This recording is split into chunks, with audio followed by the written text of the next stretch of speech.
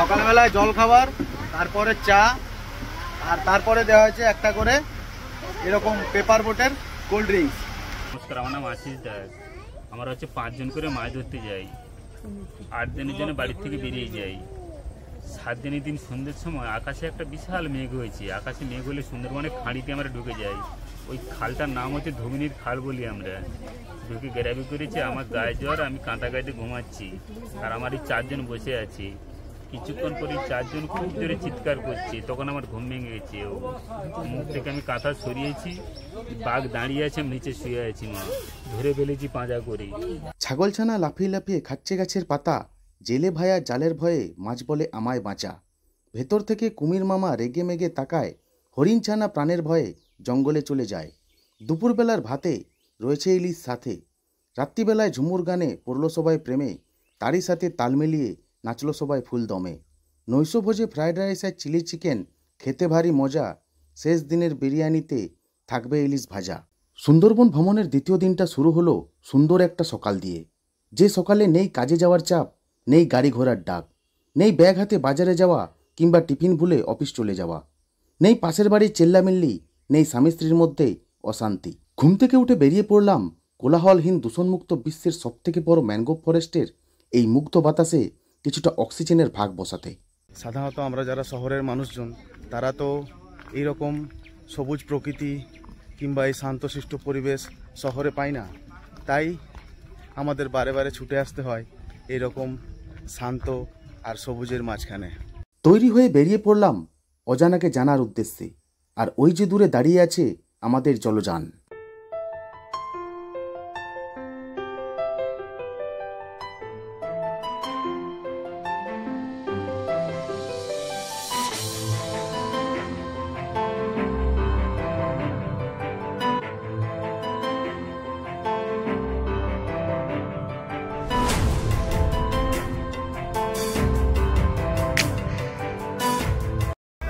শুরু হলো সুন্দরবনে আমাদের দ্বিতীয় দিন।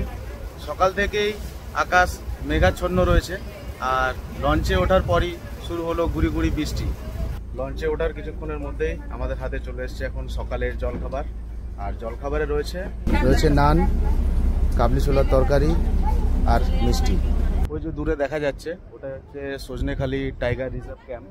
আমরা এখন ওখানে গিয়েই দাঁড়াবো। এমনি জলের বোতল এসব কিছু নেবেন না, কারণ বাদল মাদল আছে। এখানে কি আছে? এখানে একটা ওয়াচ টাওয়ার আছে, ওয়াচ টাওয়ার মিষ্টি পুকুর আছে, জঙ্গল ওয়াচ টাওয়ার জঙ্গলে ঢুকে দেখতে পারবেন। কচ্ছপ আছে আর ক্রোকোডাইল আছে। প্রথমেই আমাদেরকে দেখানো হলো সজনেখালি ওয়াইল্ড লাইফ সেঞ্চুরি, আর এখানে রয়েছে কচ্ছপ, কুমির এবং সুন্দরবন নামকরণের কর্তা সেই সুন্দরী গাছ। পৌঁছে গেছি আমরা সজনেখালি ওয়াইল্ড লাইফ সেঞ্চুরি। যতক্ষণ আপনারা জঙ্গল এরিয়ার মধ্যে আছেন, আমি গাইড হিসেবে আপনাদের সঙ্গে থাকবো। তো আমরা এখন যে জায়গাটা দেখছি, জায়গাটার নাম সজনেখালি। এখানে দেখার মধ্যে একটা কচ্ছপের পুকুর আছে, কুমিরের পুকুর আছে, ওয়াচ টাওয়ার আছে। তো এখান থেকে দেখার পর আমরা বোটে ফিরে যাব। তারপর ওখান থেকে আধা ঘন্টা পর আমাদের জঙ্গল প্রোগ্রামটা শুরু হবে। তো মেন ব্যাপারটা দেখুন, এখানে কিছু সবটাই ন্যাচারাল ব্যাপার, কোনো কিছু রিজার্ভ করা নেই। হয়তো আপনারা অনেকে আশা করে এসেছেন আপনারা বাঘ, হরিণ, কুমির অনেক কিছুই দেখবেন। দেখার মধ্যে এখানে রিজার্ভের মধ্যে কচ্ছপটা আছে। তো এটা অ্যাকচুয়ালি রিজার্ভ ঠিক বলা চলে না, কারণ এখানে যে কচ্ছপটা আছে এটা লুপ্ত প্রায়। তো যার এর সংখ্যাটা অনেকটা কমে এসছে, যার জন্য এখানে একটা হ্যাসিং গ্রাউন্ডও বানানো হয়েছে। তো আমাদের সুন্দরবনে এখন এই প্রজেক্টটা সাকসেসফুল রূপ পেয়েছে। এই কচ্ছপটাকে বলা হয় বালিগড়, ইংলিশ নাম রিভার ট্র্যাপিং, সায়েন্টিফিক নাম বাটাগুর বাসকা। তো অ্যাকচুয়ালি এদের জন্য এই টাইমটা কিন্তু আইডিয়াল টাইম নয়। আমরা হয়তো ওদের কখনো কখনো ভাসটা দেখবো, মুখটা দেখতে পাবো, সম্পূর্ণ হয়তো বডিটা দেখতে পাবো না। তো এদের জন্য সব থেকে বেস্ট টাইম হলো শীতের সময়। কুমির বা কচ্ছপ যাদের বলুন, রেপটাইলস গ্রুপ বলুন, ওদের জন্য বেস্ট টাইম হলো শীতের সময়, কারণ ওই সময় তারা ল্যান্ডে উঠে যায় রৌদ্রের তাপটা নেওয়ার জন্য। তো আমরা এখান থেকে যে কচ্ছপগুলো দেখতে পাবো, তো এর মেল ফিমেলটা বুঝতে পারবো কেমন ভাবে, কালারটাকে দেখে। যেটা কালো মাথা থাকবে সেটা মেল, আর যেটা হোয়াইট থাকবে সেটা হলো ফিমেল। এই কচ্ছপের মেল ফিমেলটা আমরা এইভাবে বুঝতে পারবো। আর এর অ্যাপ্রক্স ইয়েস বলা হয়, যেটা বলে লাইফ মিনিমাম এরা 35 বছরের বেশি বাঁচতে পারে না। কিন্তু অন্য অন্য কচ্ছপ কিন্তু 100 বছরেরও বেশি বাঁচে, কিন্তু এই কচ্ছপটা জেনারেলি কিন্তু 35 বছরেরও বেশি বাঁচতে পারে না। এবং এর ফিমেলটাই সবসময় বড় হয়। ফিমেলদের ওয়েট হয় প্রায় 25 কেজি, মেলদের ওয়েট হয় 20 কেজি। যে জলাশয়টা দেখা যাচ্ছে, এখানে রয়েছে কচ্ছপ, আর সেই কচ্ছপের নাম হলো রিভার ট্র্যাপিং। এখন আমরা উঠছি সজনেখালি ওয়াচ টাওয়ারে। এই ওয়াচ টাওয়ারের টপ ফ্লোরে কাজ চলছে, সে কারণে কিন্তু টপ ফ্লোরটা বন্ধ রয়েছে। তো আমরা তার লাস্ট ফ্লোর অবধি আমরা উঠবো, আর সেখান থেকে এই পুরো সজনেখালি ওয়াচ টাওয়ার থেকে পুরো জঙ্গলের ভিউ নেব। সজনেখালি ওয়াচ টাওয়ারে উঠে জঙ্গলের ভিউ দেখার পূর্বে আমাদের চোখে পড়ল ঘোর করে আসা এই কালো মেঘের। বাজারে বিক্রি হওয়া যেসব মধু নিয়ে আমরা আসল কিংবা নকলের তর্ক বিতর্ক করি, এই সজনেখালি ওয়াচ টাওয়ারে এসে আমাদের দেখা মিলল এই সুন্দরবনের বিখ্যাত মধুর সেই মৌচাকের। সুন্দরবনের মধু স্বাদেও যেরকম মিষ্টি, আর এখানকার মৌমাছি কামড়টাও কিন্তু ততটাই মিষ্টি। এই মৌমাছি সামনাসামনি থাকলে কেউ যদি ভুল করেও একটা ইট পাটকেল ছোড়ে তো ব্যাস হয়ে গেল। এই সুন্দরবন বেড়াতে আসার আগে আমাদেরকে বাড়ি থেকে আনতে বলা হয়েছিল ছাতা, যার কারণটা প্রথমে আমরা বুঝতে না পারলেও এই সজনেখালিতে এসে আকাশ থেকে ঝরে পড়া বৃষ্টি পুরো ব্যাপারটা পরিষ্কার করে দেয়। এখানে ছিল একটা বাচ্চা কুমির, খুব বেশি বড় নয়, ছোট সাইজের। তবে এই কুমির আর ওয়াচ টাওয়ার দেখতে গিয়ে শুরু হলো বৃষ্টি। যে গাছ থেকে এই সুন্দরবনের নাম হয়েছে এই হলো সেই সুন্দরী গাছ। বোটে বসে এতক্ষণ ব্রেকফাস্টে খেলাম মিষ্টি, আর বোট থেকে নামতেই শুরু হলো বৃষ্টি। বৃষ্টিতে ভিজে আমরা বোটে উঠতেই শরীরকে গরম করার জন্য দেয়া হলো গরম গরম চা। গরম চায়ে চুমুক দিতে দিতে সজনেখালির ঘাট ছেড়ে আমরা এগিয়ে গেলাম এই গভীর জঙ্গলের আরও গভীরে।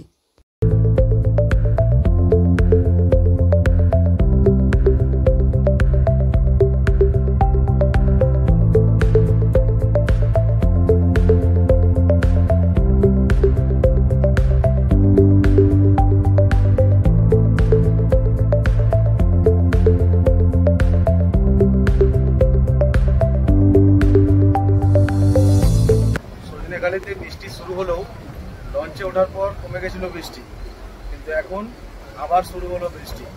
আর আকাশে যা অবস্থা দেখে মনে হচ্ছে এটা ছোটোখাটো বৃষ্টি নয়, খুব বড় লেভেলের একটা বৃষ্টি আসছে, পুরো কালো হয়ে আছে সামনে। ক্যানেলটার নাম সুদান্নখালি ক্যানেল। তো আমরা এখন সুদান্নখালির দিকে যাচ্ছি এবং আমাদের দুপাশে এখন ওপেন ফরেস্ট, কোনো লোকালিটি নেই, কোনো এরকম লাইলন জাল দেওয়া কোনো ব্যারিকেড নেই, টোটালটাই খোলা জঙ্গল। সুতরাং আমরা এখন ফরেস্টের মধ্যে আছি, আমাদের সকলের একটাই কাজ থাকবে দুপাশে লক্ষ্য রাখা, যদি কোনো আমরা ওয়াইল্ড এনিমেলস দেখতে পাই এখানে।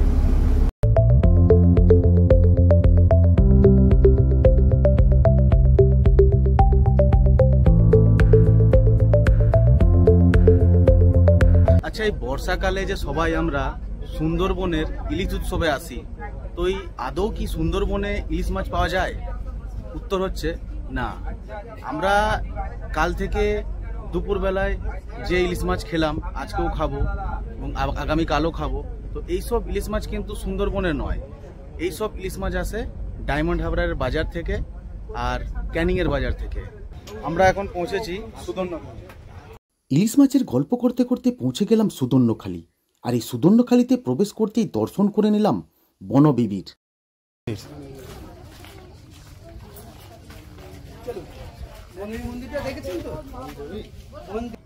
সামনে রয়েছে ওয়াচ টাওয়ার। যেরকম ওয়াচ টাওয়ার আমরা ওই সজনেখালি ওয়াইল্ড লাইফ সেঞ্চুরিতে দেখলাম, ঠিক সেরকমই একটা ওয়াচ টাওয়ার এখানেও রয়েছে। এই ওয়াচ টাওয়ারের ওপর থেকে আমরা এই পুরো বনের ভিউ একবার দেখব।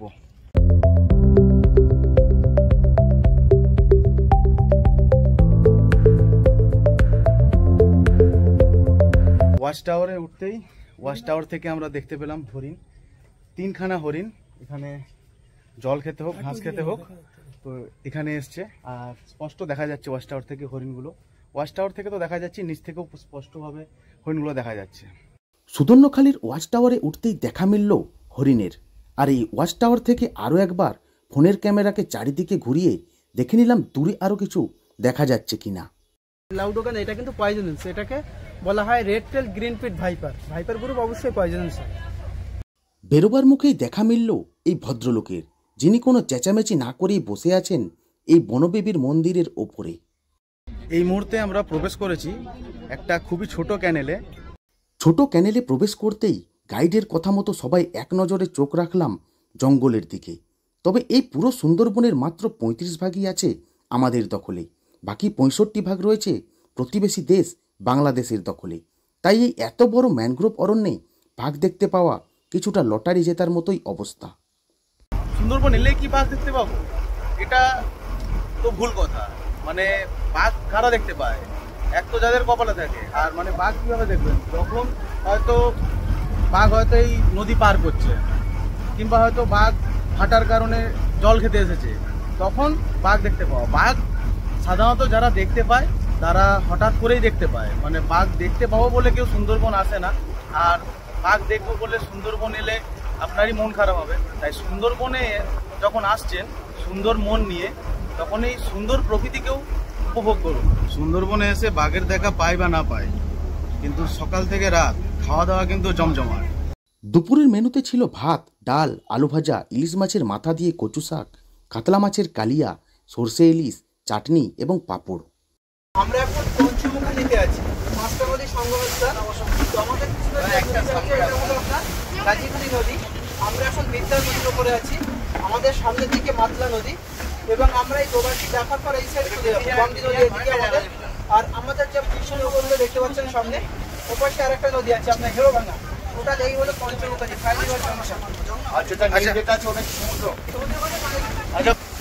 মাতলা, বিদ্যা, হেরোভাঙা, গাজীখালী, গমদি, এই 5টা নদী। এতক্ষণ আমরা যে নদী ধরে সামনের দিকে এগোচ্ছিলাম সেই নদীর নাম ছিল গাজীখালী। আর এই মুহূর্তে আমরা পার করছি হচ্ছে পঞ্চমুখী, মানে এই জায়গাটার নাম হচ্ছে পঞ্চমুখী মিলনস্থল। এখানে এসে 5টা নদী একসাথে মিলিত হচ্ছে, আর এখান থেকেই সামনে দেখা যাচ্ছে সমুদ্র, মানে এখান থেকে সমুদ্রও যাওয়া যায়, আর 5টা নদী 5 দিকে চলে যাচ্ছে।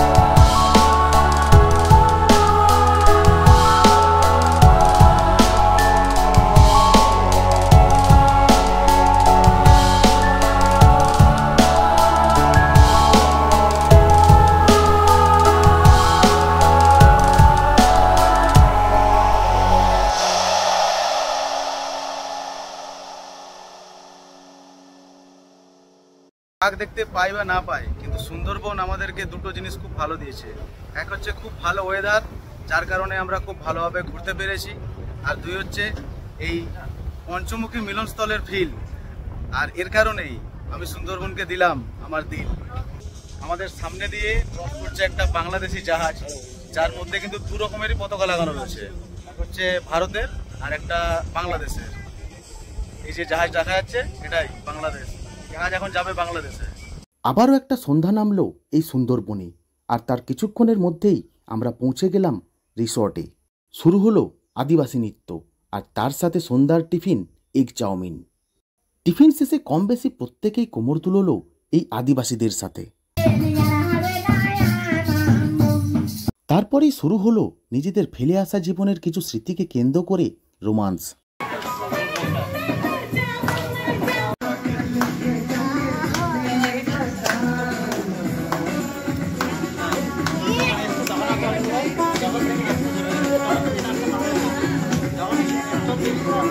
নাচ গান করে সবাই যখন ক্লান্ত, খাবার নিয়ে দাঁড়িয়ে থাকা পিকু আর শুভ বলল, অনেক হয়েছে, এবার সবাই বসুন তো। নৈশভোজে রাইস আর চিলি চিকেনের স্বাদে সবাই হলো মুগ্ধ। তবেই হলো এই রিসর্ট আজকের মতো শান্ত। পরের দিনের সকাল, কিংবা এই সুন্দরবন ভ্রমণে আমাদের শেষ দিনের সকাল। ব্যাগপত্র নিয়ে আমরা রিসর্ট থেকে চেক আউট করে বেরিয়ে পড়লাম ক্যানিংয়ের উদ্দেশ্যে। 2 নাইট 3 ডেজ সুন্দরবন ভ্রমণ কিংবা ইলিশ উৎসব যাই বলুন না কেন, আজকে সেটার তৃতীয় দিন এবং শেষ দিন। আজকে আমরা এই রিসর্ট থেকে চেক আউট করে আমাদের সারা দিনের যেসব অ্যাক্টিভিটিস রয়েছে সেগুলো কমপ্লিট করার পর বিকেল নাগাদ ক্যানিংয়ে গিয়ে পৌঁছাবো। 8:43 আমাদের বোট তার যাত্রা শুরু করলো। আর এখান থেকে যাবার বেলায় আমরা পাখিরালয় হয়ে যাব। আর দেখা যাক কতক্ষণে আমরা সোনাখালী ফেরিঘাটে গিয়ে পৌঁছাই। যাত্রার শুরুতেই আমাদের বোটে টাঙিয়ে দেওয়া হলো জাতীয় পতাকা। বোটে উঠতেই আমাদের হাতে চলে এসছে সকালের জলখাবার। আর আজকে জলখাবারে রয়েছে লুচি আর ছোলার ডাল। জলখাবারের শেষে আমাদেরকে দেওয়া হয়েছে একটা করে ডিম। সানডে হো ইয়া মানডে, রোজ খাও আন্ডে। দুপুরে আবার আজকে রয়েছে ইলিশ বিরিয়ানি, নতুন আইটেম, ইউনিক আইটেম। যতক্ষণে ইলিশ বিরিয়ানি তৈরি হচ্ছে ততক্ষণে আমরা প্রত্যেকের কাছে জেনে নিই এই সুন্দরবন ভ্রমণ তাদের কেমন লাগলো। আর অসাধারণ, সবাই মিলে ভালো এনজয় করেছি। বেশ খুব সুন্দর, ফার্স্ট দিন থেকে একদম লাস্ট দিন পর্যন্ত একদম অসম, মানে বলা যায় না, মানে এত সুন্দর জায়গা। আর খাওয়া দাওয়া তো ছেড়ে দাও, সবসময় শুধু কিছু না কিছু খাওয়ানো হচ্ছে, এন্টারটেনমেন্ট হচ্ছে, নাচ গান সব তো আছে। খুব সুন্দর, ভালো লাগলো। 3 দিনের ছুটি, 3 দিনের ছুটিতে এই গাড়ি ঘোড়ার আওয়াজ থেকে দূরে জলের মাঝখানে দারুণ লাগলো, দারুণ এনজয় করেছি। খুব সুন্দর কেটেছে 3 দিন। আমাদের কেমন কেটেছে, সব থেকে ভালো হয়েছে যে গ্রুপে আমরা এসেছি সবাই এই 3 দিন একটা পরিবারের মতো হয়ে গেছে। আর তাদের সঙ্গে যা ব্যবহার পেয়েছি, আন্তরিকতা পেয়েছি। আর স্পেশালি যারা ক্যাটারিং এ দাদারা রয়েছে তারা খুব সুন্দর খাওয়া দাওয়া অ্যারেঞ্জ করেছে, খুব সুন্দর তাদের সাথে সময় কাটিয়েছে। Thank you. ভালো লেগেছে, বাঘ দেখলে আরো ভালো লাগতো, মনটা খুশি হয়ে যেতাম। ওদের ব্যবহারও ভালো, বাঘটা দেখলে ভালো হতো। হরিণ দেখলাম, সাপ দেখলাম, ভালো লেগেছে, খুব ভালো। কালকে তো খুব এনজয় করেছি। যখন ঢেউ আসছে একটু ভয় লাগছে। खास नहीं है क्योंकि हम लोग आया था एक्चुअली टाइगर देखने के लिए, एक भी टाइगर नहीं था और लाख আর এখন একজন স্পেশাল মানুষের কাছে রিভিউ নেব, যাকে হয়তো আপনারা এর আগে ইউটিউব কিংবা ফেসবুকে দেখেছেন আর তাকে হয়তো চেনেনও। তো তার কাছ থেকে শুনবো আমাদের এই সুন্দরবনের পর্ব কেমন লেগেছে তার। সুন্দরবন ভালো প্রাকৃতিক, তবে এটা মানে জঙ্গল ও বর্ষাকালে দেখার মতো জায়গা থাকে। বেসিক্যালি শীতকালই ভালো, কারণ ইলিশ উৎসব, তার জন্য সুন্দরবনটা এত সুন্দর করে গোছানো এই প্রোগ্রামটা বুঝতে। আমরা এখন এসে পৌঁছেছি পাখিরালয়। এই স্পটটা আমাদের কালকেই ঘোরার কথা ছিল, কিন্তু কাল অনেকটা দেরি হয়ে যাওয়ায় সন্ধে হয়ে গেছিলো, তাই কালকে এটা ঘোরা হয়নি। আজকে বাড়ি ফেরার পথে এই পাখিরালয় ঘুরে আমরা এবার যাব সোনাখালী ঘাটের দিকে। আর যারা সুন্দরবন এসে দেখতে পাবেন না সুন্দরবনের বাঘ, তারা কিন্তু এই পাখিরালয় থেকে কিনে নিতে পারেন এরকম বাঘ। এই পাখিরালয়তেই রয়েছে সুন্দরবনের সবথেকে বেশি রিসর্ট কিংবা লজ, তাই এখানে পেয়ে যাবেন নানান প্রয়োজনীয় দ্রব্যের দোকানপাট এবং এখান থেকে কিনে নিতে পারেন বন থেকে পেরে আনা আসল বনমধু। আমরা এখন এসে পৌঁছেছি আমাদের সুন্দরবন ভ্রমণের যে লাস্ট ট্যুরিস্ট স্পট রয়েছে সেখানে। আর এখানে রয়েছে একটা লোকনাথ বাবার মন্দির। আমরা এখন সেই লোকনাথ বাবার মন্দির দর্শন করব, তারপর আবার বোটে ফিরে যাব। আমাদের সুন্দরবন ভ্রমণের একদম অন্তিম লগ্নে আমরা ঘুরে নিলাম গ্রাম্য পরিবেশের মাঝে অবস্থিত এই লোকনাথ বাবার মন্দির থেকে।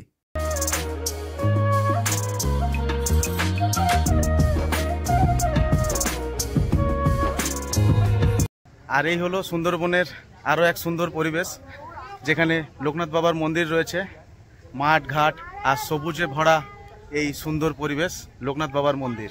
নাম কি আর তোর বাড়ি কোথায়? কোথায়? এই পড়াশোনা করিস? কিসে পড়িস? হ্যাঁ, দুধ ওই আমাকে কিনতে গেলে নিয়ে বসতে হবে, আনাজ নিয়ে বসতে হবে। আমি কোথায় পাবো? যা হয় টুকটাক ওই ছেলে পিছনে আমার চলে যায়, খাতা বই পেন এটা। আমার নাম আশিস দাস। আমরা হচ্ছে 5 জন করে মাছ ধরতে যাই। 8 দিনের জন্য বাড়ির থেকে বেরিয়ে যাই। 7 দিনের দিন সন্ধ্যের সময় আকাশে একটা বিশাল মেঘ হয়েছে। আকাশে মেঘ হলে সুন্দরবনের খাঁড়িতে আমরা ঢুকে যাই। ওই খালটার নাম হচ্ছে ধুবিনীর খাল বলি আমরা। ঢুকে গ্যারাবি করেছি, আমার গায়ে জ্বর, আমি কাঁটা গাইতে ঘুমাচ্ছি, আর আমার এই 4 জন বসে আছি। কিছুক্ষণ পরে 4 জন খুব জোরে চিৎকার করছে, তখন আমার ঘুম ভেঙে গেছে। মুখ থেকে আমি কাঁথা সরিয়েছি, বাঘ দাঁড়িয়ে আছে, আমি নিচে শুয়ে আছি। মা ধরে ফেলেছি পাঁজা করে, শুধু বলেছি মা গো বাঁচাও, মাথায় কামড় মেরেছে, ফেটে গেছে, আমি শব্দটা পেয়েছি। তারপরে আমি আর কিছুই জানি না। 8 মাস আমি জ্ঞানারা ছিলাম। মা আমার বাবার 7 বিঘে পূর্ণ করেছিল, আমার বাবার 7 বিঘে জায়গা বিক্রি হয়ে গেছে। আমার সাথীরা আমাকে ছাড়িয়েছে জঙ্গল থেকে, লাঠিচোটা মারধর করে ছাড়িয়ে এলাকায় ফোন করেছি করতে। আমাদের সামনে আমাদের কথা বলছি না, আমার সামনে একটা অফিস আছে, বন দপ্তরের অফিস, বিদ্যা ফরেস্ট টাইগার অফিস। ওই অফিসে খবর দিতে আমাকেও জঙ্গল থেকে স্পিড বোটে করে তুলে নিয়ে এসে, সরকারি স্পিড বোটে করে জঙ্গল থেকে তুলে নিয়ে এসছে। মা আর কিচ্ছু করেনি, এইটুকু করেছি। আর আমার বাবার জমি জায়গা যা ছিল সব বিক্রি গেছে। আমার অপারেশন হয়েছে মা কলকাতা ধাবা বাইপাস অতীন্দ্র মেডিকেল নার্সিংহোমে আমার অপারেশন হয়েছে। আমাকে একটু আর্থিক সাহায্য করলে খুব ভালো হয়, আমার অপারেশন একটা বাকি আছে। আমার ফোন নাম্বার হচ্ছে 7076181908 7076181908। হ্যাঁ, এই সুন্দরবনে আমরা তো সবাই বাঘ খুঁজতে আসি আমাদের আনন্দের জন্য, কিন্তু এই বাঘ এই সুন্দরবনের মানুষদের উপর যখন হামলা চালায়, এক একটা পরিবার না পুরো ধ্বংস হয়ে যায়। এইমাত্র আমরা যেটা শুনলাম, এটা শোনার পর যতটা আনন্দে আমরা তখন ঘুরছিলাম, কিংবা যতটা আনন্দের সাথে আমরা বাঘ দেখার ইচ্ছা প্রকাশ করছিলাম, সত্যি কথা বলতে এখানে এসে এখানের মানুষদের কাছে, এখানে মানে এই সব মানুষদের কাছে যখন কথা শুনি না এদের, তখন মনে হয় আমরা চাই যে বাঘ দেখতে পাই, কিন্তু এরা চায় না কখনোই যে বাঘ বেরিয়ে আসুক, বাঘের সাথে এদের দর্শন হোক। এই সব কিছুর মধ্যে আমাদের লঞ্চের ক্যাপ্টেন সাহেবের কাছ থেকে শিখে নিলাম বোট চালানো। জীবনে সব কিছুর অভিজ্ঞতা থাকা দরকার, সেটা স্থলপথ হোক কিংবা জলপথ। সকালবেলায় জল খাবার, তারপরে চা, আর তারপরে দেওয়া হয়েছে একটা করে এরকম পেপার বোটের কোল্ড ড্রিঙ্কস। এবার শুরু হবে আমাদের এই সুন্দরবন ভ্রমণ, আর এই বোটের মধ্যে লাস্ট লাঞ্চ। তো লাঞ্চের বিশেষ আকর্ষণ হলো ইলিশ বিরিয়ানি। ইলিশ উৎসবের স্পেশাল মেনু ইলিশ বিরিয়ানি, সাথে চিকেন কষা আর স্যালাড। এর আগে চিকেন মাটনের বিরিয়ানি খেয়েছি, তো ইলিশ বিরিয়ানি আমার লাইফে ফার্স্ট টাইম। যাই হোক, ভালো লাগছে খেতে, অবশ্যই ভালো। আর ইলিশ মাছের পিস, এইরকম পিস, তার সাথে চিকেন কষা রয়েছে। সত্যি কথা বলতে বিরিয়ানি আমার খুব পছন্দের, কিন্তু বিরিয়ানির যে একটা আলাদা প্রেম আছে, সেটা মানে বিরিয়ানির একটা আলাদা প্রেম রয়েছে, ইলিশের আবার আলাদা একটা প্রেম রয়েছে। তো বিরিয়ানি আর এই ইলিশের প্রেম একসাথে কিন্তু ম্যাচ করছে না। ইলিশের সাথে বিরিয়ানি ম্যাচ করুক আর না করুক, ঘন্টা আর মিনিটের কাটা ততক্ষণে ম্যাচ করে আমাদের জানিয়ে দিল আমরা পৌঁছে গেছি সোনাখালীর ঘাটে। এবারে সুন্দরবন ভ্রমণের সব থেকে খারাপ সময়, হঠাৎ করে 3 দিনে তৈরি হওয়া আমাদের এই সুন্দরবন পরিবারের বিচ্ছেদের পালা। Tata tata tata. এবার বাড়িতে বড় ছাতা কিনো। হ্যাঁ, এবার আপনাদের মনে জাগা প্রশ্নের উত্তরে জানাবো যে আমি এই সুন্দরবন ভ্রমণ করেছিলাম ট্রাভেল ডেস্টিনেশনের ট্যুর প্যাকেজের সাথে, যার নাম্বার ডেসক্রিপশনে দিয়ে রাখলাম। আপনারা চাইলে ফোন করে আপনাদের পছন্দের প্যাকেজ বুক করে নিতে পারেন। সুন্দরবন আবারও আসব।